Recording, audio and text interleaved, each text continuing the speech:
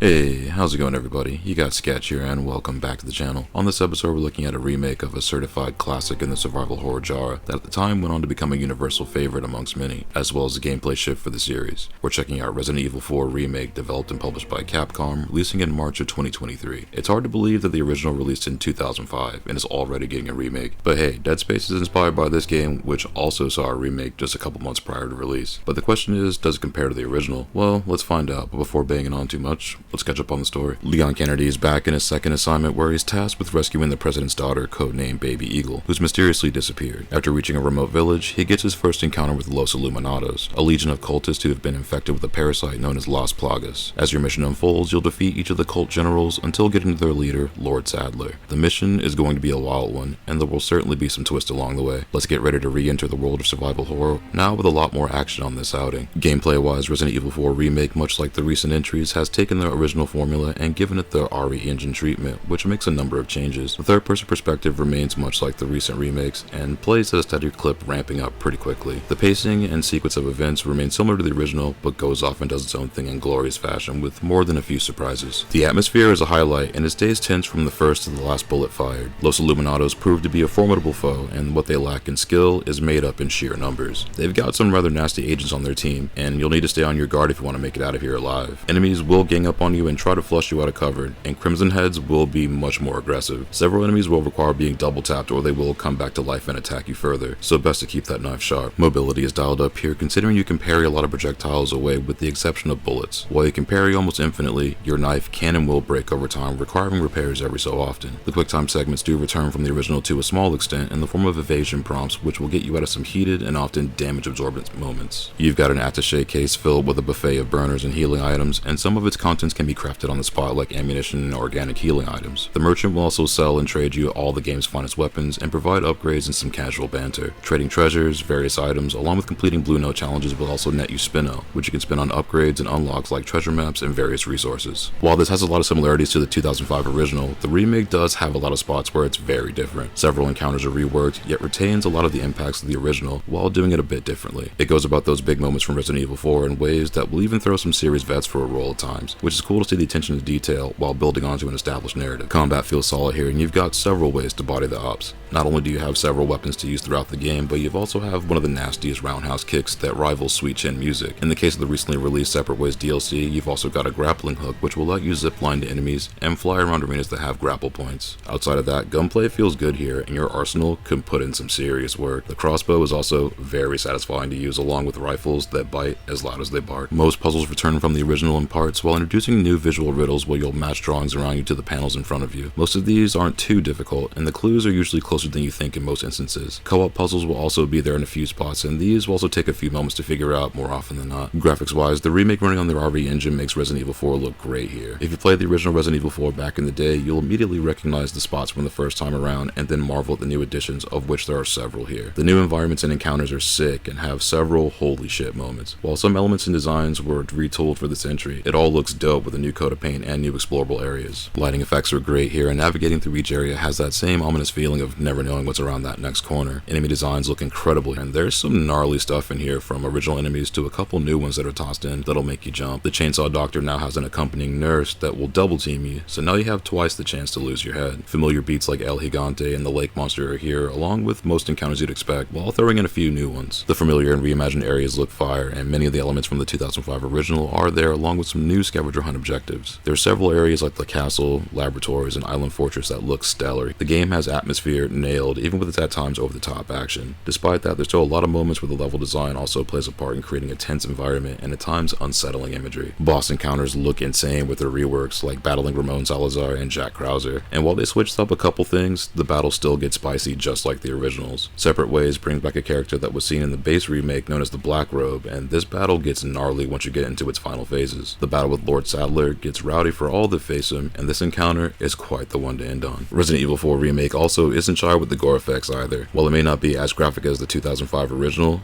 it still has a lot of gnarly ways to get smoked. Battling the Ganados can get downright brutal, where a well-placed shotgun blast can rip enemies in half and liquefy skulls faster than napalm deaths you suffer. The crossbow is also marvelous, and getting a cluster of zombies with it makes a shower of red mist and viscera. Sound-wise, Resident Evil 4 Remake also knocks it out of the park with some solid audio work. There's tons of dialogue which has has some peaks and valleys with each character's performance. Everybody has got one-liners for days, and in the base game, some characters' performances shine more than others. In the Separate Ways DLC, Ada Wong gets a reprieve and her voice acting is closer to that of the 2005 original. The lore does see some expansion here, so there's some interesting twists that occur throughout the game's runtime. Weapon impacts are nasty, and each weapon from the pistols to the rocket launcher got some thunderous boom to them. The Chicago Sweeper is one of the sought-after guns in the game, and if you can complete the professional mode with an A rank or higher, it's all yours for 1,000 Capcom points. Once you have it, that thing smacks with some ferocity and can be upgraded to have unlimited ammo. It's a challenge, but should you complete it, you've now got one of the best weapons in the game. The soundtrack is composed by Kota, and it's got some smoke in there. The range of the soundtrack is actually pretty sick, from the almost flamenco feel of the shooting range to the at times orchestral sound of various instances throughout the game with some ambient tracks mixed in for good measure. Some of the tracks have that 80s and 90s action movie feel with big drums and strings, while others are a bit more subdued with more haunting backbeats that change tempo and gradually get more intense as they progress. It feels like the score of Predator at times, and I'm honestly curious if that may have been an inspiration while creating the soundtrack in parts here. On the whole, the Resident Evil 4 remake certainly exceeded my expectations. When it was announced, I was in the camp that believed a remake wasn't really necessary and that it's a tough game to top. I'm willing to admit, man, I was wrong, and this remake is just as good as the original, which says a lot. While the base game had some glaring omissions and the questionable introduction of golden tickets, the game still slapped way more than many anticipated, myself included. Now with the addition of the Separate Ways DLC along with the Mercenaries mode, this is a complete package with loads of content to cut through several times over. That being said, Resident Evil 4 Remake on its own would be an 8 out of 10 as it released back in March, but with the DLC on deck alongside of it, this is a 9 out of 10, and comes highly recommended to Resident Evil fans as well as fans of survival horror games that have a husky hit of action. The base game was an absolute blast to play through back at release, but that missing content was noticeable. Now with the DLC being available, this is a good time to check it out if you haven't already. Once a Game of the Year or Definitive Edition comes out, this is going to be a solid deal that has more than enough to keep you coming back for a while. This is available on the PS4 and 5, Xbox Series consoles, and PC. One can only hope that Code Veronica gets the remake treatment next, but there's really no telling with Capcom these days. Until then, we'll just have to wait and see. Thank you again if you made it this far into the video. If you find these videos helpful, that's awesome. Glad to use as a resource.